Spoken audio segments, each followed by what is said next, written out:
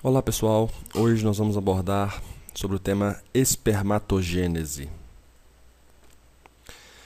A espermatogênese consiste num processo de diferenciação e divisão celular a partir de uma célula chamada espermatogônia tronco, que vai passar por um processo de divisão meiótica, vamos lembrar aí meiose 1 e meiose 2, para dar origem a células altamente especializadas chamadas espermatozoides. Tudo bem, normalmente nós associamos a gametogênese, tanto espermatogênese quanto orfogênese, à divisão meiótica. Mas não podemos esquecer que durante esse processo, aqui no caso a espermatogênese, ocorre também divisão mitótica, no início da espermatogênese. Agora, divisão mitótica com diferenciação celular. À medida que espermatogônias se dividem por mitose, elas passam por um processo irreversível de diferenciação. Vamos agora conhecer um pouco mais sobre essa espermatogênese, onde ocorre, como ocorre. Para isso, nós precisamos fazer uma breve revisão sobre a estrutura do testículo. Nós vimos que o testículo é envolvido por uma cápsula de tecido conjuntivo chamada túnica albugínea. E no parênquima desse órgão nós vamos encontrar uma série de túbulos seminíferos, estruturas delgadas e bastante alongadas, que estarão dispostos de forma enovelada no parênquima desse órgão. Lembrando aí que a espermatogênese ocorre dentro dos túbulos seminíferos. E os espermatozoides aqui produzidos serão posteriormente encaminhados para essa região coletora comum chamada de rede testicular e posteriormente serão conduzidos via ductos eferentes à cabeça do epidídimo. Se nós fizermos uma secção no parênquima testicular, lembrem, o que nós vamos encontrar é corte transversal, longitudinal ou até mesmo na diagonal de vários túbulos seminíferos. Tá? E observaremos também a presença de um compartimento intertubular, onde nós teremos aquelas células intersticiais ou de Leydig, que são responsáveis pela produção de testosterona. Lembrem que dentro dos túbulos seminíferos, nessa região chamada de epitélio seminífero, é que nós teremos o processo de espermatogênese ocorrendo. Numa secção longitudinal de um testículo, aqui no caso testículo de cão, onde nós observamos também intimamente associado a ele um epidídimo, observem aqui cabeça, corpo e cauda do epidídimo, o que nós observamos no parênquima desse órgão macroscopicamente, sem o auxílio de uma estrutura de aumento, é na verdade um aspecto esponjoso. Esse aspecto esponjoso se dá graças à existência dos pequenos túbulos seminíferos que estão aqui presentes, dispostos de forma enovelada. Vamos observar esse esquema justamente para lembrarmos que os túbulos seminíferos desembocam em ambas as extremidades naquela região coletora comum chamada de rede testicular. Aqui nesse esquema está representado apenas um único túbulo seminífero, dentro do qual ocorre a espermatogênese. Mas temos que ter a ciência de que existem vários túbulos seminíferos por testículo. Qual o número? É variável de acordo com a espécie, vai aí de uma dúzia até algumas dezenas de túbulos seminíferos por testículo. Se nós coletarmos um fragmento desse testículo e aumentarmos, como nessa região, nós vamos observar aqui no microscópio a existência da túnica albugínea, aquela membrana conjuntiva, e no parênquima do testículo, os túbulos seminíferos cortados transversalmente, como aqui, e cortados mais longitudinalmente ou até mesmo na diagonal. Tá? O que temos que ter ciência é que aqui dentro existe uma grande quantidade de túbulos seminíferos dispostos de forma novelada, ocupando quase todo o parênquima desse órgão. Quando nós aumentamos ainda mais, a gente vai ver detalhes desses túbulos seminíferos. Observem aqui que nós temos um túbulo seminífero a partir dessa região, um outro túbulo seminífero aqui do lado direito, um outro túbulo seminífero ventral à foto e um outro túbulo seminífero, apenas um pedacinho dele aqui, do lado esquerdo. O túbulo seminífero é constituído por uma delgada membrana externa chamada de túnica própria, onde podemos encontrar inclusive algumas fibras musculares lisas. Além da túnica própria, um epitélio seminífero relativamente espesso e desenvolvido, dentro do qual nós vamos ter várias células da linhagem germinativa se diferenciando, né, se desenvolvendo, ou seja, passando pelo processo espermatogênico, né, passando pela espermatogênese. Aqui no caso, as células indiferenciadas estão localizadas perifericamente e à medida que se desenvolvem são direcionadas para próximas do lume, né? O lume é esse espaço, essa cavidade presente ou existente no centro de cada túbulo seminífero. Então, finalmente, um túbulo seminífero constituído por túnica própria, epitélio seminífero e lume. Esse é o compartimento tubular do testículo. Mas existe também um compartimento intertubular. Observem aqui, dentro do qual nós vamos encontrar vasos sanguíneos. Observem que vasos sanguíneos estão presentes apenas no compartimento intertubular. Não há vasos sanguíneos dentro do epitélio seminífero ou do túbulo seminífero. Nós vamos ver isso ou discutir isso na aula prática. Observem que existem também células aqui localizadas normalmente próximas aos vasos sanguíneos. Essas células são as células intersticiais, também chamadas de células de Leydig, responsáveis pela produção de testosterona. Mas não é só isso. Além dessas células de Leydig, existem também, ou podem existir também, células de defesa, né, que chegam pela corrente sanguínea e, por diapedese, saem dos vasos e migram no tecido conjuntivo. Podemos ter aqui também, e não está visualizado, a presença de fibras nervosas, de células, outras células do tecido conjuntivo, como fibrócitos, fibroblastos. Dentro do túbulo seminífero, teremos na periferia uma célula chamada espermatogônia. Na verdade, uma espermatogônia tronco, uma espermatogônia totalmente indiferenciada. E essa espermatogônia, ela, além das mitoses que nós vamos chamar a atenção já já, ela inicia um processo de divisão meiótica. Lembrem, a meiose ela vai ocorrer apenas nas gônadas, na gametogênese.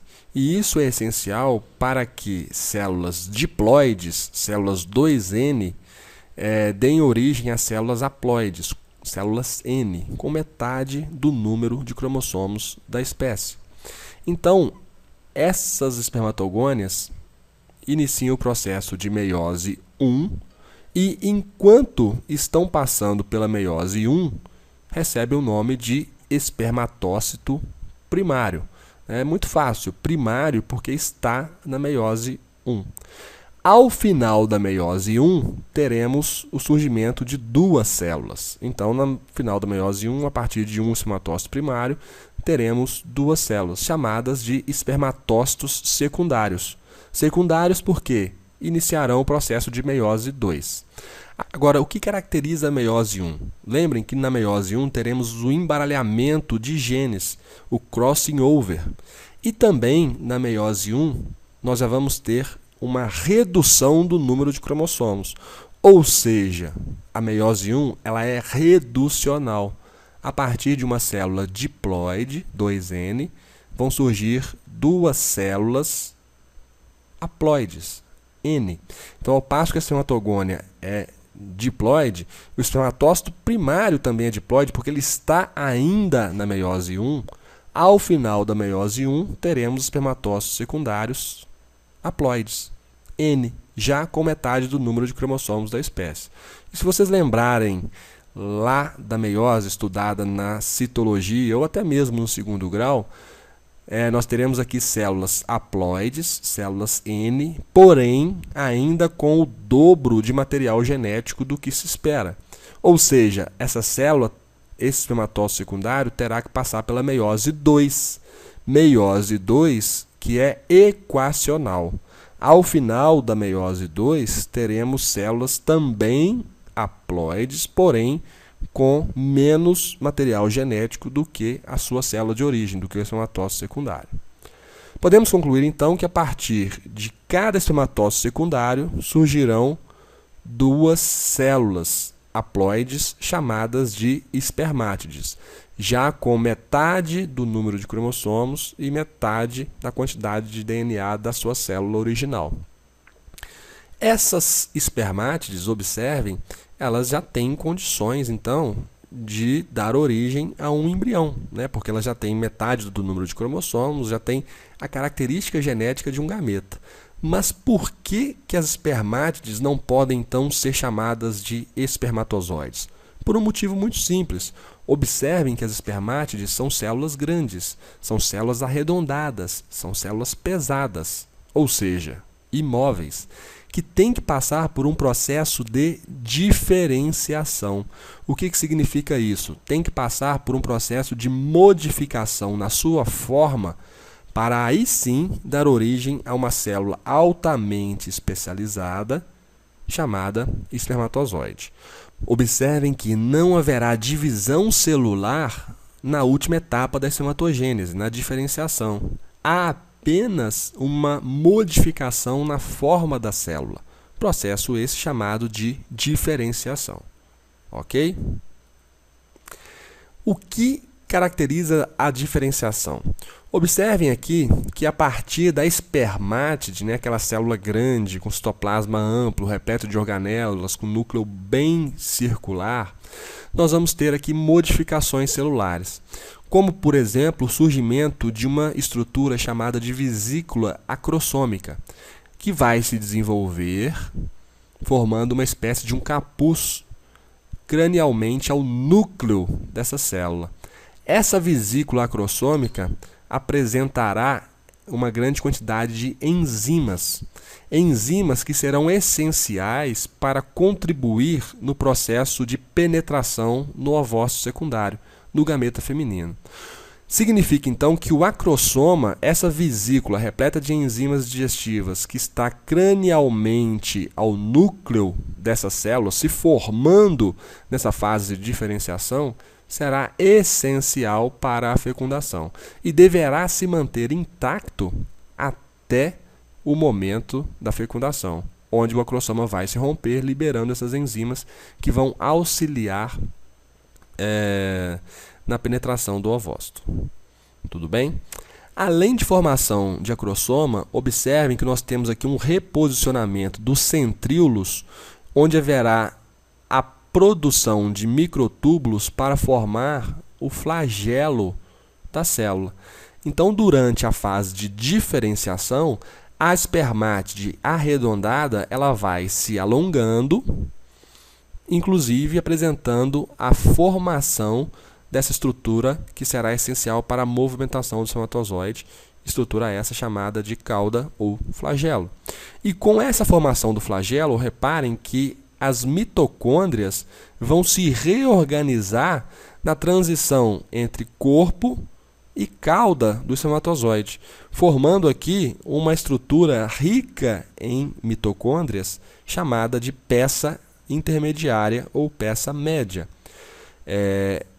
Essa concentração de mitocôndrias será essencial para produzir ATP, produzir energia para o batimento do flagelo, produzindo assim uma capacidade de movimentação dessa célula, né, que ela vai nadar até chegar no ovócito e penetrar o ovócito.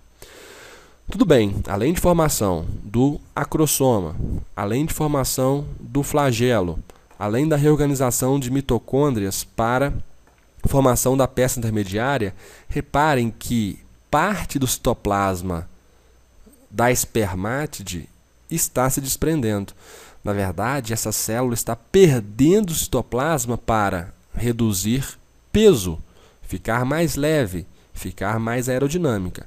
E juntamente com a perda de citoplasma, olha o núcleo. O que está acontecendo com o núcleo? Ele está adquirindo também um formato mais aerodinâmico.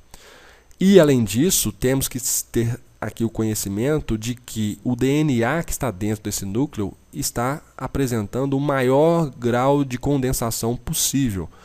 Condensação do DNA para também reduzir volume do núcleo, reduzir o tamanho do núcleo e tornar a célula, consequentemente, mais leve e mais aerodinâmica.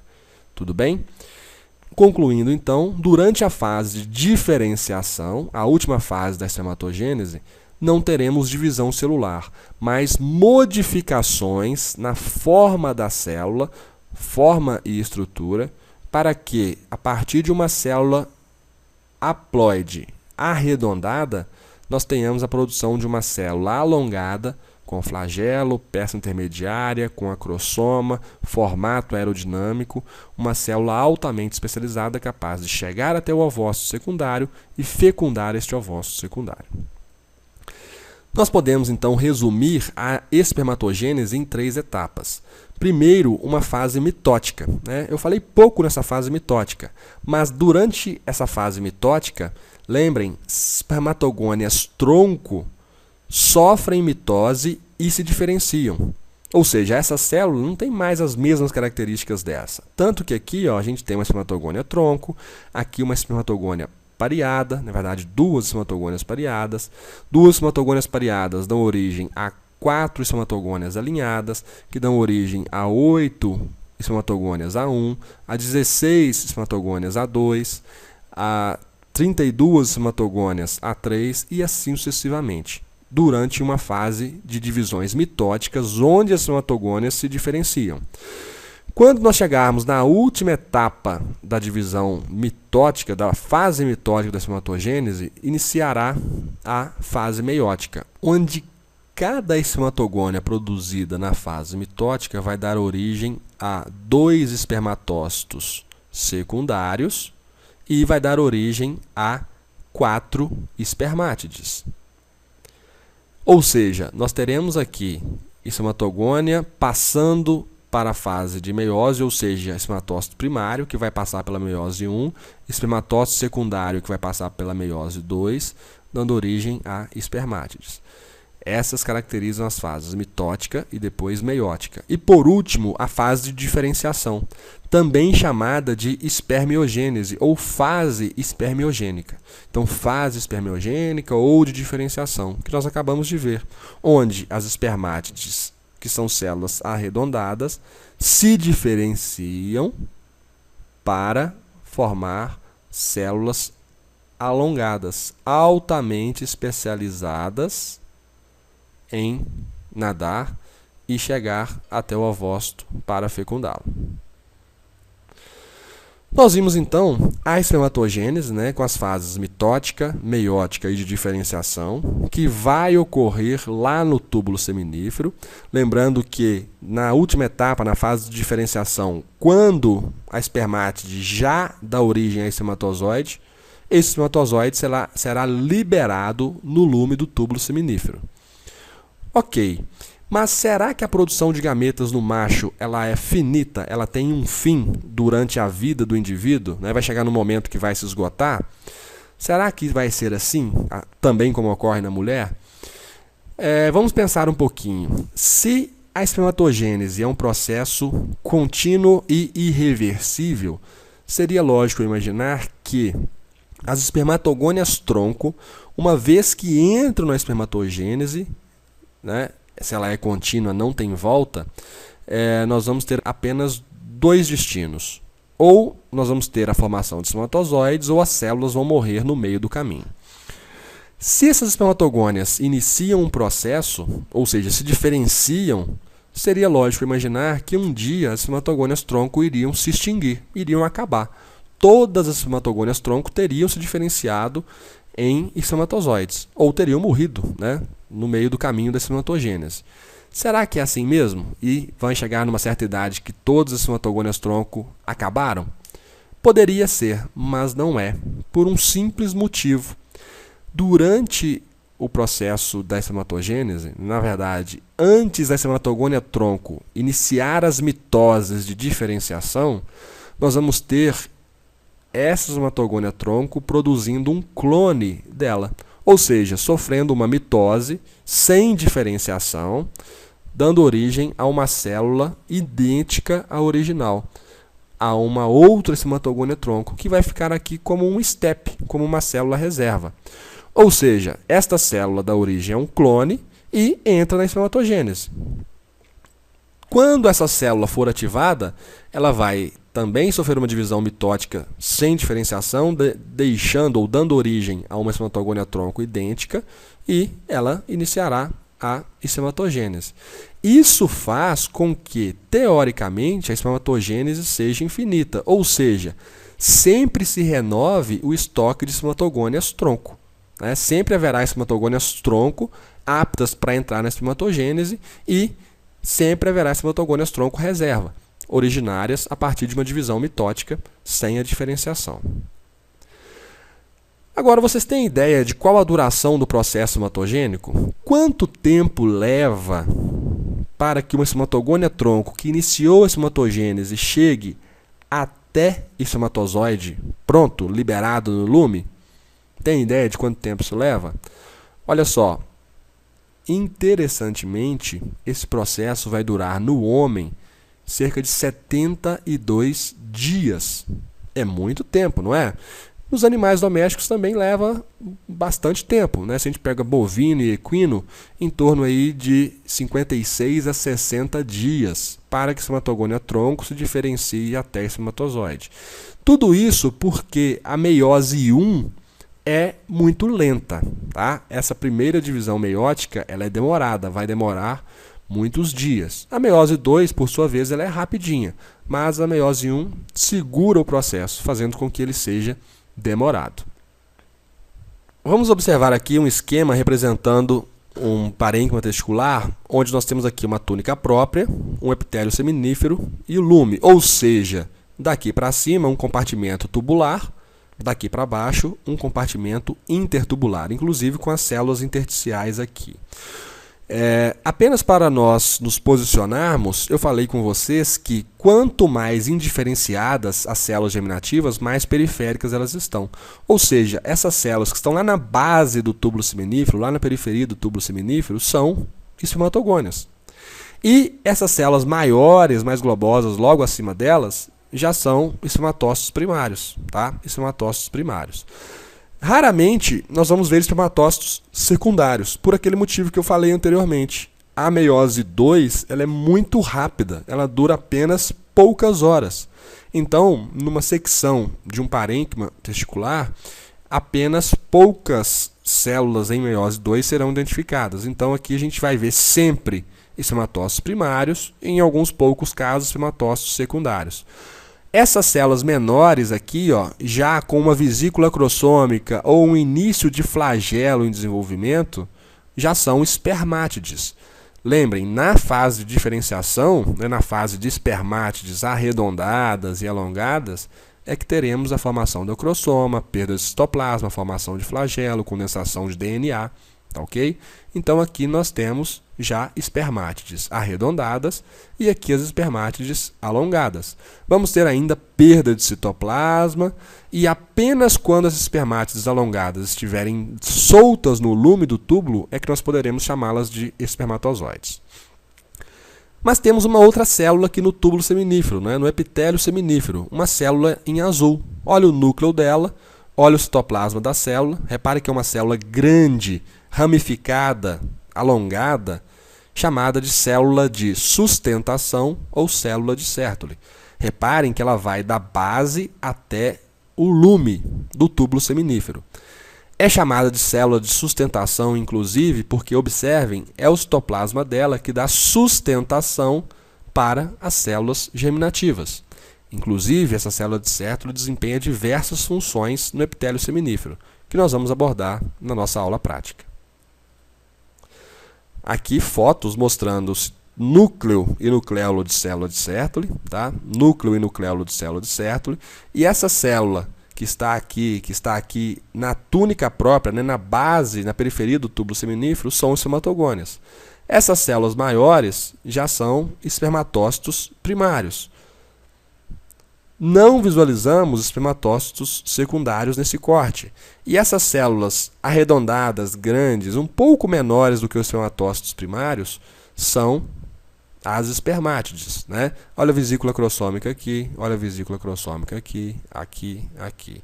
E lembrem que as espermátides vão passar de uma fase arredondada para uma fase mais alongada, né? Então temos espermátides arredondadas e espermátides alongadas, como visualizado aqui. Tá ok? Aqui no compartimento intertubular, predomínio de células intersticiais ou células de Leydig, que produzem a testosterona. E aqui, observem a túnica própria, apresentando inclusive um núcleo aqui de uma célula muscular lisa. Finalmente, no processo somatogênico, teremos então a produção desta célula apresentando uma cabeça. Reparem que na cabeça há uma pequena quantidade de citoplasma, há um núcleo com formato aerodinâmico, com DNA extremamente condensado, justamente para o núcleo adquirir esse formato aerodinâmico, reduzir volume. E observem aqui um acrossoma, aquela vesícula repleta de enzimas digestivas. Reparem que aqui está a membrana citoplasmática do espermatozoide e que o acrossoma tem a sua membrana própria. Tá ok? Na verdade, o acrossoma é uma vesícula que está localizada no citoplasma do espermatozoide, cranialmente ao núcleo da célula.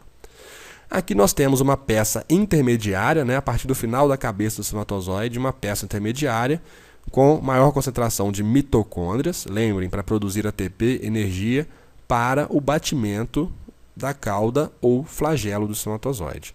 Essa célula tem características especializadas para torná-la apta a chegar ao gameta feminino e fecundar esse gameta feminino. O objetivo da espermatogênese, então, é justamente produzir essa célula altamente especializada, aerodinâmica, rápida, capaz de localizar, de chegar até o ovócito, ser reconhecida pelo ovócito e fecundar este ovócito. Tá ok? É isso, pessoal. Até a próxima.